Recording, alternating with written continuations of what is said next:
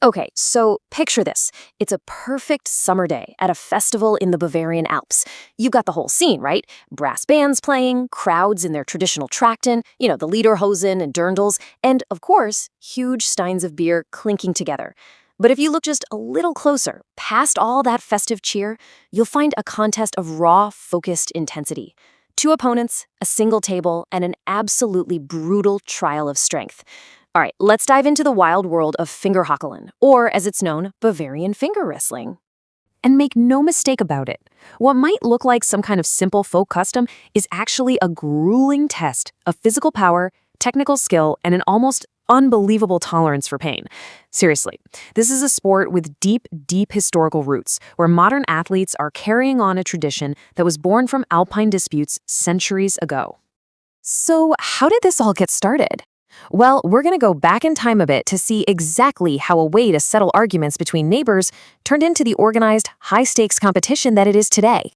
Yeah, this sport's roots go way, way back. As early as the 16th century, if you had a disagreement in the Alps, it might have been settled right here, across a wooden table. It wasn't until the late 1800s that a real movement started to preserve these traditions with actual formal clubs. And by 1959, Fingerhakeln had gone from being just a local custom to an official championship sport.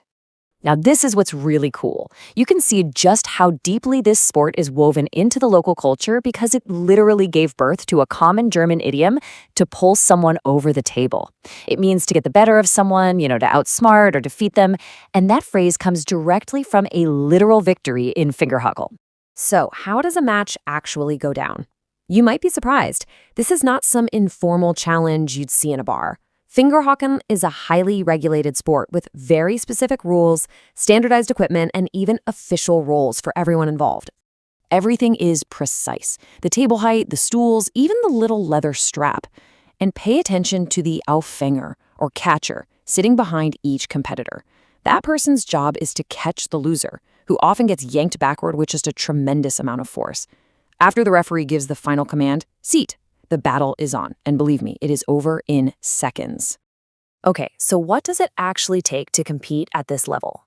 This is where the sport really shifts from being this quirky tradition to a display of almost superhuman physical conditioning. The training these guys go through is absolutely relentless. Just try to wrap your head around this for a second. To get ready for a competition, champions are rigging up pulley systems to lift weights with just one finger. We're talking about a concrete block weighing 52 kilograms, that's over 114 pounds, all balanced on one middle finger. It's insane. And this perfectly illustrates why that kind of training is so necessary. During a match, which, remember, might only last a few seconds, an athlete's finger can endure up to 200 kilograms, that's 440 pounds of pressure. That is an incredible amount of force, all concentrated on one of the smallest parts of the human body. A champion's hands really tell the story of their dedication. Their training regimen includes everything from single-digit pull-ups to intentionally building up these thick, hard calluses.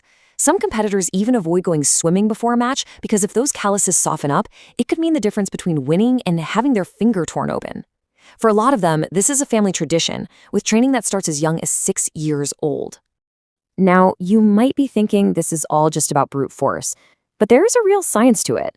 In fact, the core principles of fingerhackling actually share a lot in common with the more globally recognized sport of arm wrestling.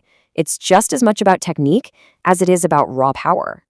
So in arm wrestling, a really dominant technique is called the hook. It's an inside move that uses your bicep and your back to pull an opponent in. Well, that is the absolute essence of Fingerhakeln. It's not just about who's stronger, it's about finding the most effective way to apply pressure and get that crucial advantage. So the crucial point here is leverage. In both of these sports, the winner is usually the one who can best position their body, getting their shoulder behind their arm to use their entire body weight.